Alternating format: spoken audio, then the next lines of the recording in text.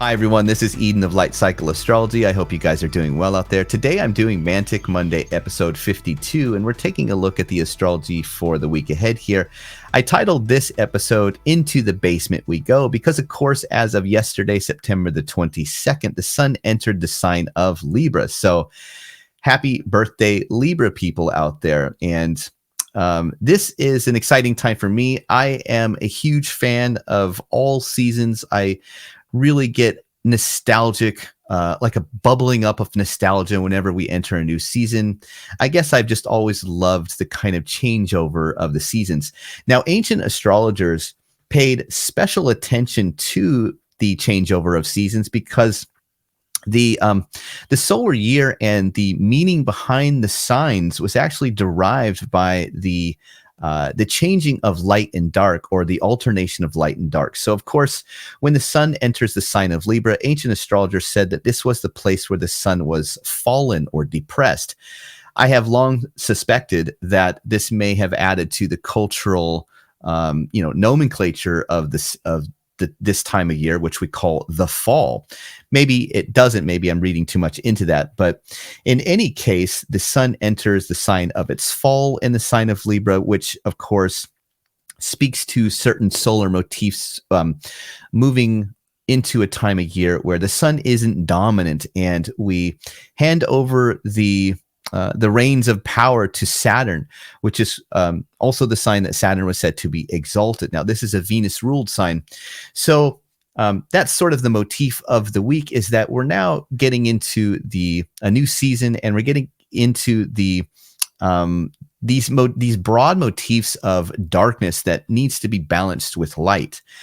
Now, I don't really have a specific planetary aspect this week that I wanted to sort of hone in on and make it kind of the headliner aspect and pull in a bunch of narratives that may go along with it, because for me this week very much feels like there are many different things happening, and they all sort of create a feeling or an effect that I don't think is I think would almost be offensive to the universe if I just said, well, here you go, here's 5 things that may be coming up with these 2 planets getting together.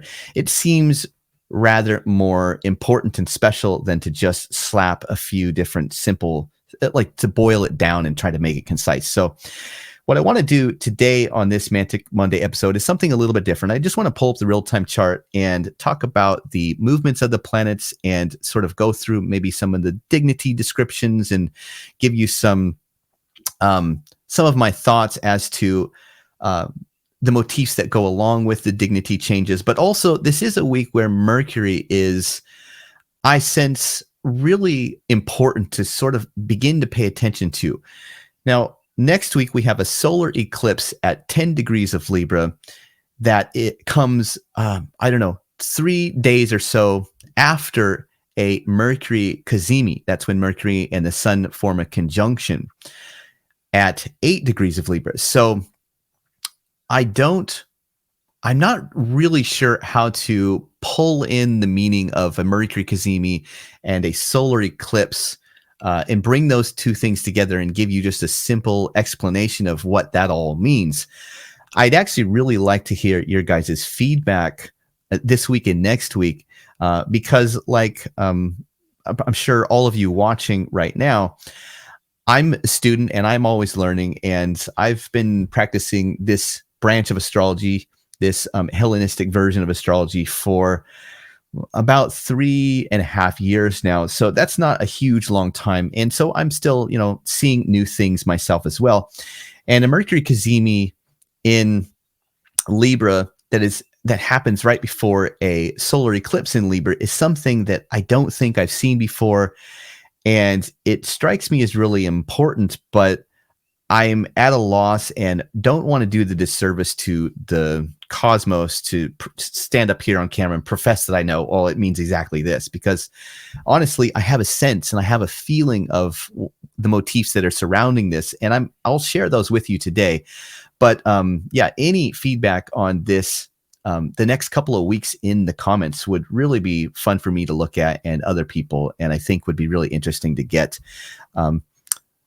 actual examples of the kind of astrology that you noticed out there. So that's something that I hope that we get some comments on. But as it were, in any case, we have a big Mercury story this week, where Mercury is in this very dignified sign, in the sign of Virgo, in the sign of Mercury's exaltation, while being under the beams of the sun. And then Mercury loses all that dignity, moves into the sign of Libra, is via combusta, you might say, under the beams of the sun, very burnt up. The sun's in its fall. So there's a lot of potent things. Mars is in Cancer. Venus enters Scorpio. So there is a lot of things that is, I feel like, just broadly bringing in a balancing of darkness. Again, which is, by all standards of ancient astrology, the quality of light and dark is really at the heart or the foundation of astrological interpretation, whether it's you're talking about the signs, even the planets themselves, the quality of light that they were shedding. Are they visible? Are they not visible? And so on and so forth. So we'll get into this here in a moment. Before we do, though, don't forget to like, share, subscribe, hit notifications so you don't miss any videos. Leave some comments in the comment section. And if you're interested in getting a reading from me, you can always go to my website, lightcycleastrology.com.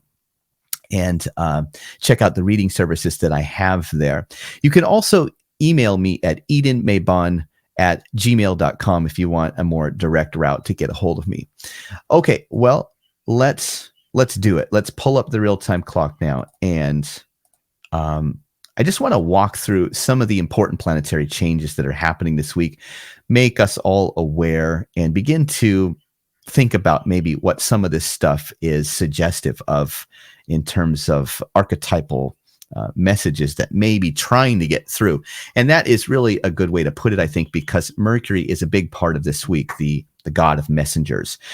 But before we get into Mercury, the first big thing as I see it on Monday, September the 23rd, is going to be Venus's entrance into the sign of Scorpio.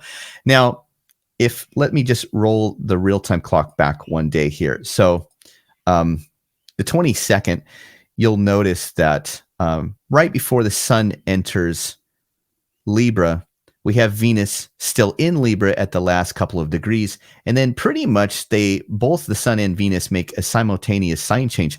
So the sun, if you forward this by hours, the sun moves into Libra a little bit ahead of Venus entering Venus enters Scorpio a little bit ahead of the sun entering Libra.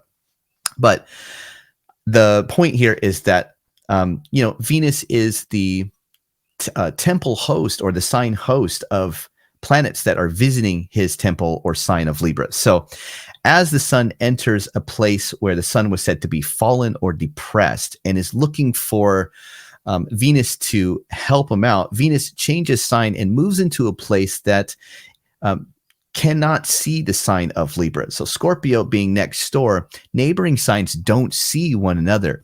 So Venus has severed communication lines with the sun. And that's too bad, because the sun moving into a place where it really struggles could have used that Venusian support to provide it maybe a little bit more resources, or, an easier time, as it were. So that's one thing to notice right off the bat as the week is heading towards a solar eclipse in the sign of Libra.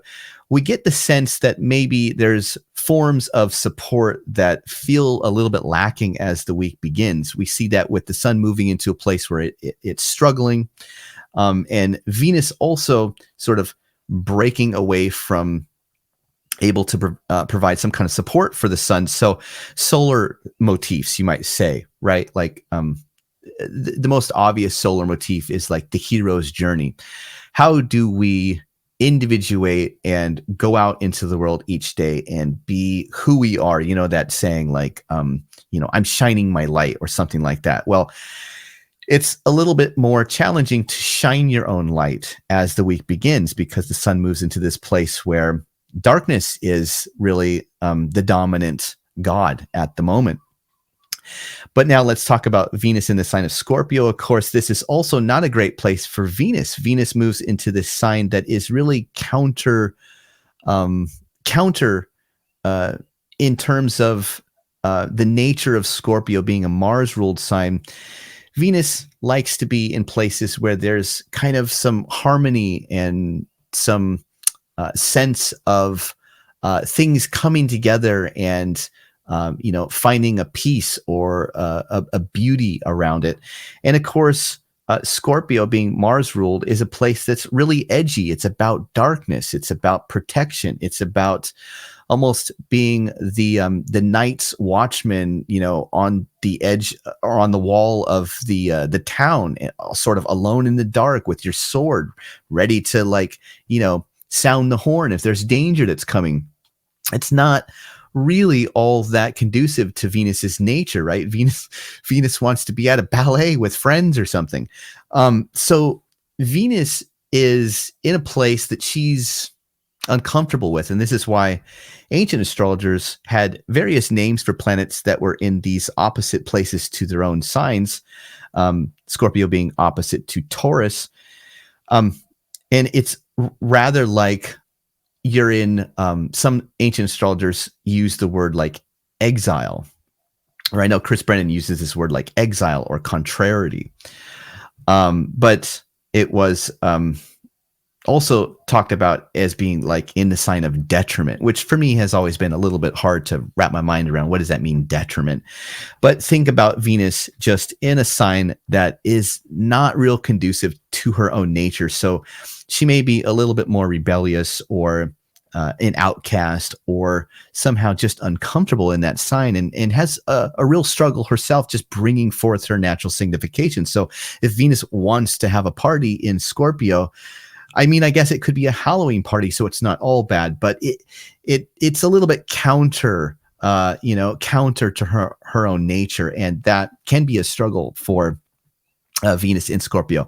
Now, I'm a native of Venus in Scorpio, so I'll give you an example. The things that really turn me on sometimes can be these deep emotional kinds of, if I'm with friends. As I've gotten older, being a native that is born with Venus in Scorpio, I've had to learn almost to not wade into the waters too deeply with friends, because not everybody really can get down with that heavy, dark Scorpio kind of like topic of interest. A lot of times it's not so easy to pull off. I have to sort of remember that when I'm with people, that it's like, hey, don't pull people down into these deep waters so fast, because it's a little scary for other people. Now I have 5 planets in Scorpio, so for me it's nothing. Like, it's just, hey, this is great. Let's get into some trauma or or like what have you. That's fun for me, but for other people not so much. So a little bit of an example of Venus in Scorpio. But of course, Venus in Scorpio can really enjoy things that are macabre or dark, or, a great Halloween party. So it's not all bad, but there's some archetypal tension there with Venus in Scorpio. Now, Venus in Scorpio is being hosted by a fallen Mars. That's really interesting to point out. So we have Mars in the sign of the moon in Cancer. And of course, this is Mars in the sign of its fall, and that's because the moon likes to bring family together.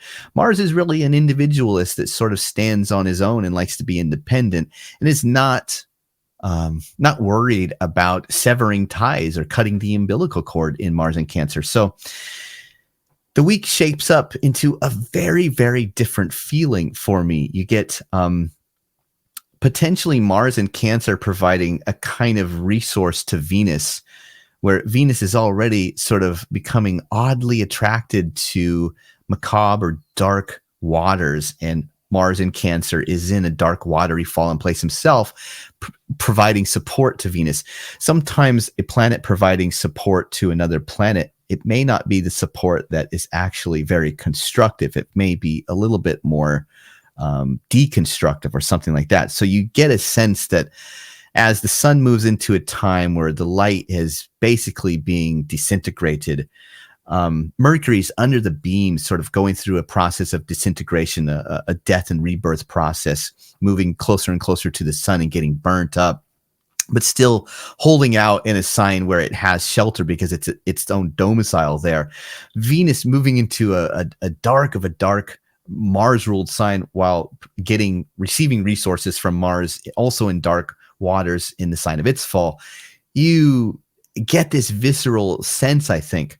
I'm not trying to say that this is the worst week ever or something like that, but it just feels very much for me that as we get a changeover of light, that it's a pretty potent changeover that really is speaking very loudly for the need for darkness to come in and strike a balance with light in like almost like a pretty dominant way. It's not, I don't feel like it's like kind of like a soft slide in. I feel like it's more like a visceral punch that's saying, here I am, deal with me. I'm darkness. And darkness is of course symbolic for anything that a lot of us don't want to look at. It's difficult to look at dark things sometimes, but darkness, broadly speaking, can represent anything that has that fear around things that we don't want to look at. Can darkness represent the unknown? Like in the ancient days in Europe, there were a lot of motifs from coming out of like the Grimm brothers that said, stay away from the woods, especially at night, because that was the archetypal motif of darkness, the unknown, danger, all running together, right? So, but it's important to also know the darkness because darkness comes whether we want it to or not. And it's always a little bit wiser to understand what that is pointing to, right? You can't sort of ignore it because it's going to come. So whatever darkness may represent specifically for each one of us, it's interesting that darkness is really speaking loudly and saying, I really need you to look at me right now. And that's kind of course, going along with the sun entering a sign where light and dark are at a balance, but we're tilting more into the dark half of the year. So quite interesting. Now let's go on to the Mercury story for the week. So for me, Mercury was a big part of this week. Monday, Mercury begins to trine Uranus and oppose Neptune. And when we think about these two planets that Mercury is contacting, it's really interesting. Mercury, let's talk about Mercury in Virgo. So if I take us back, all the way back to the beginning of September, I think, let's see here, right around September the 13th, you see that, well, actually, let's even just go back even more. So on September the 10th, Mercury enters its domicile of Virgo, becomes exalted or lifted up, is visible in the sky as an evening star, or excuse me, as a morning star. And as time goes on, Mercury gets closer and closer to the sun. And right around September the 15th, Mercury begins to move under the beams or the rays of the sun, meaning that Mercury is too close to the sun to any longer see Mercury as a star in the sky. And this would be in the morning. Mercury would be that morning star. And to ancient astrologers, this was a planet falling into a weakened condition and becoming essentially less effective, right? So Mercury, a god of communication, in this really dignified place where it's lifted up, it's exalted, it's important in its own domicile. It's really, messages are really effective at this point. But right around the middle of the month, Mercury sort of loses steam and loses effectiveness. It's still sheltered in Virgo and still operating somewhat functionally, but there's this compromise where Mercury is kind of weakened here. So it's always nice to experience exalted planets because, for me at least, it's I always get excited when a planet moves into a dignity of exaltation, because it's like, wow, what good things may come from this planet being in this exalted place. But we almost got robbed of Mercury this year being in this really glorious place because Mercury has been invisible the whole time. So whether you interpret that symbolically as the messages that go unheard, unseen, maybe messages in the shadows or in secrecy, it's interesting that much of this period was a lot of talk about the president, Joe Biden, sort of where is he? We haven't heard much from him. There was this whole news story that was really focused on that. The sun, of course, in mundane astrology will represent leaders, CEOs, presidents, kings, things like that, and how there hasn't, and even with Kamala Harris, like maybe, being criticized for not giving more interviews, you do see this motif during this period where the messages, especially as they relate to important matters, perhaps have gone unheard or unnoticed or haven't been there or something like that. We have noticed that motif. I'm not taking any political sides or opinions at saying this. It's just that's an interesting motif when you pull in the archetypal motifs of the king and the messenger coming together and being in this somewhat hidden or non-communicative place, right? But as we go forward now, watch what happens. Of course, we come up to the present. Sun enters Libra, and then we get Mercury now pretty close to the sun, but still in Virgo. And then Mercury enters these two aspects with these outer planets. So clearly what's happening is Mercury in a trine with Uranus, for me, feels like there's some sense in which there needs to be a kind of breakout. It's like, why haven't we heard the important messages? And it might be that Mercury seeks during this week a real break or a revolution or a breakaway or breakout, or has some amazing mercurial moment of genius or clarity that is like, oh, all of a sudden things are just really illuminated. Uranus has that kind of quality to it where sometimes we can really break out of something that has been oppressive. Ancient astrologers said that a planet under the beams of the sun was oppressed. So Mercury is in this tense place, and there may be a way in which some messages sort of surprise us and break out as Mercury forms this trine with Uranus this week. But also what's happening is that Mercury is also forming an opposition to Neptune. And of course, this pulls in almost like a psychedelic or intoxication motif along with Mercury. So it isn't that Mercury is just having maybe some revolutionary ideas. It's also that there's a sense in which Mercury is almost wanting to become intoxicated by something, maybe intoxicated by an image or an ideal or a fantasy or, or a drink or even like a psychedelic experience. But it's rather like Mercury is facing off with something that is about the truth or the illusion of particular things, and sort of moving into a tension of, is this real? Is this not real? Is this the dream that needs to be there, or do I need to be continually rooted in the very earthy practical? There's this sort of tension that's trying to hold these two opposite things of like the dream versus the pragmatic or something along those lines.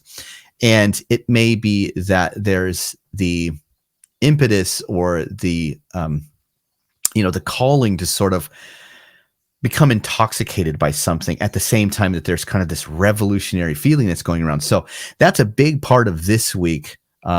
Before I decided to just go over and have this week's video be kind of an overview, I was just going to sort of pull in this week as the aspect to sort of watch for. But the story broadens from there, actually, because let's go back to my labels here. So Okay, actually, we'll get back to this in a minute. Tuesday, the moon enters the sign of Cancer. Now, this is just a note in passing, but the moon entering its own sign of Cancer is going to help Mars out. And by proxy, because Mars is looking after Venus in Scorpio, help Venus out. So I like Tuesday. There's a couple of days in the week where the moon moves into its own temple. And I feel like provides a little bit more nurturing to Mars, and sort of almost reminds me of like a mom that comes back into the room and you've got a child in a tantrum, and the mom says, okay, come here, and picks the child up and tries to soothe the child. And then of course this will have a nice effect on Venus in Scorpio as well. So a little bit of softening comes in the middle of the week here, Tuesday to Wednesday, as the moon goes through Cancer.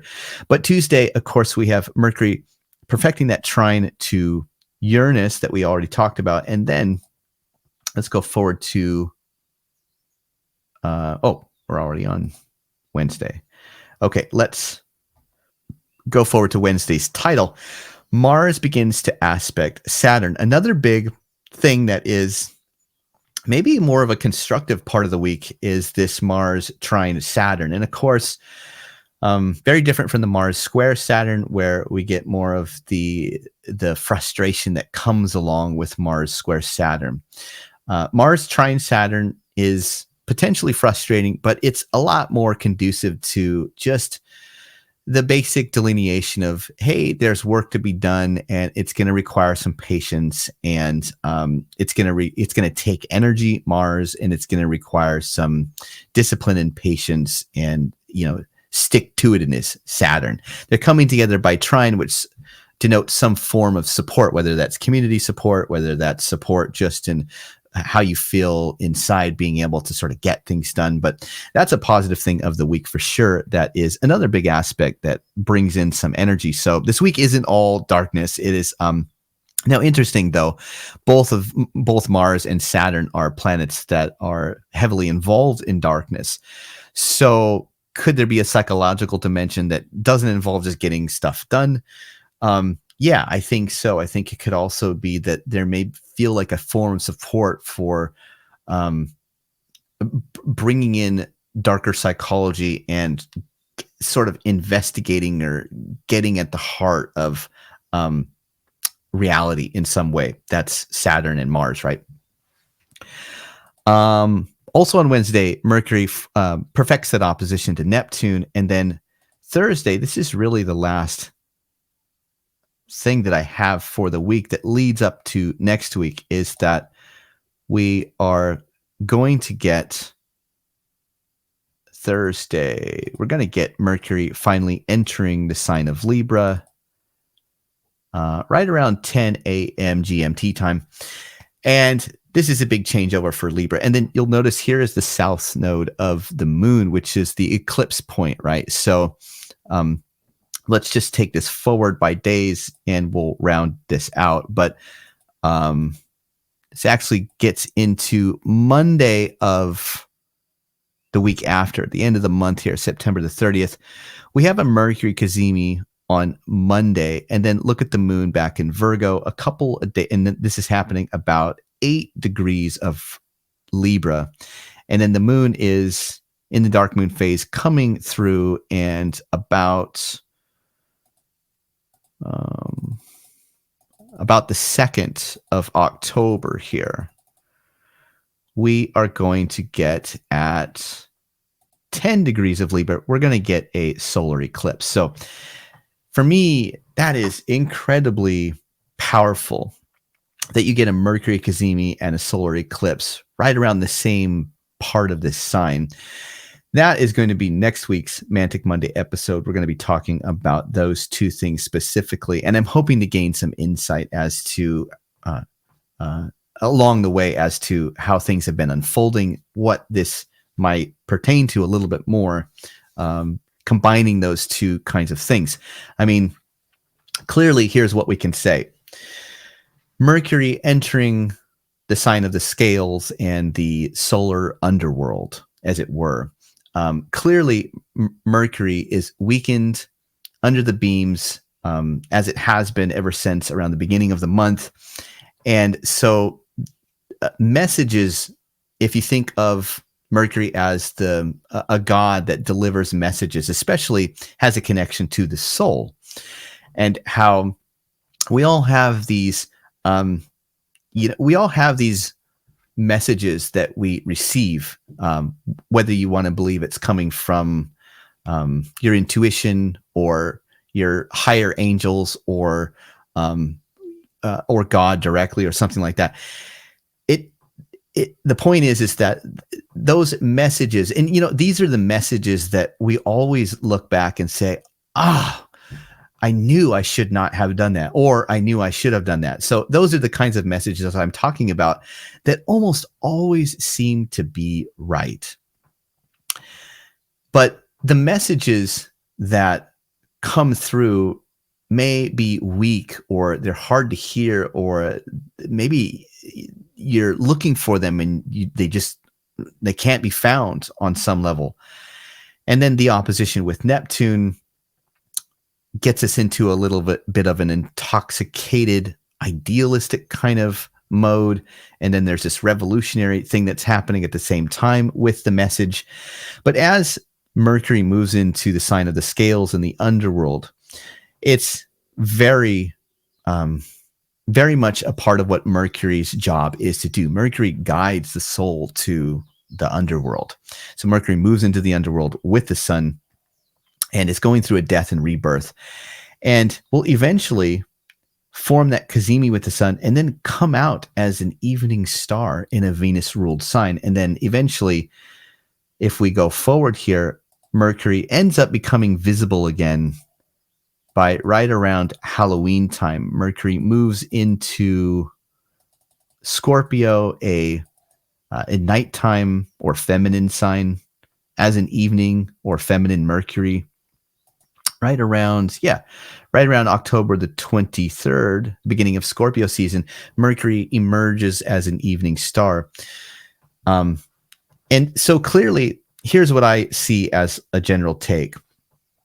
Mercury has been in Virgo, a nighttime sign, and she moves into Libra under combustion, a sign that is Venus ruled, and then she emerges as an evening star in the sign of Scorpio, a nighttime sign.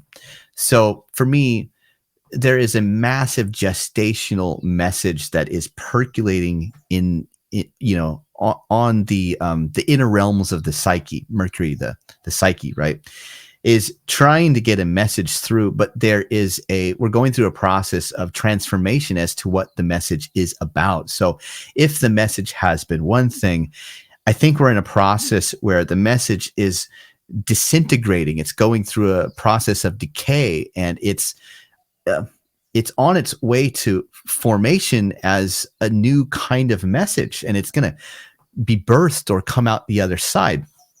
It largely, I think, has to do with relational things, since this is taking place in nighttime signs or in Venus-ruled places.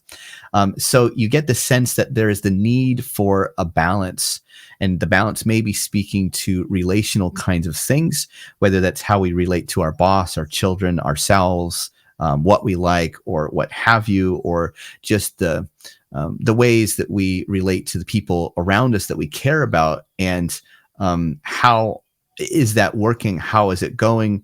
What's happening to the people around us? It seems to be very relational and Venus-centric, and it also is kind of about really going into the darkness of the psyche and putting darkness back onto the scale.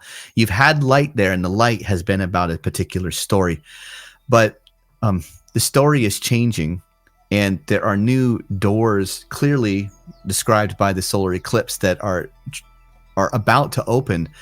But in order for those doors to open into a new story, there needs to be some accounting of the things that have been harvested, or the things that have not been weighed out, that were maybe afraid to weigh or put on the scales.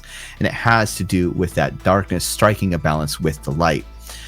What could that be? Well, for everybody, of course, that is going to be very, very different. And that's where you guys come in. If you have ways in which you see this general motif around how there needs to be a balancing of darkness with the light, how that may have to do with relational things or the people around us, how the story is changing in this way that is maybe inviting a little bit of revolution, a little bit of transcendence or intoxication, a little bit of romance, that dark, smoky romance of Libra. And then, of course, Mercury emerging as an evening star in a very dark scorpionic sign, Mars ruled. I think the feeling is it's there, but it's hard to pinpoint right now what that is. But that's what I'm going to leave you with. So for me, a very, very interesting week. I hope you guys got something useful out of this, and please leave in the comments any ideas that you have. I'd love to hear anything you're wanting to share with me and other people.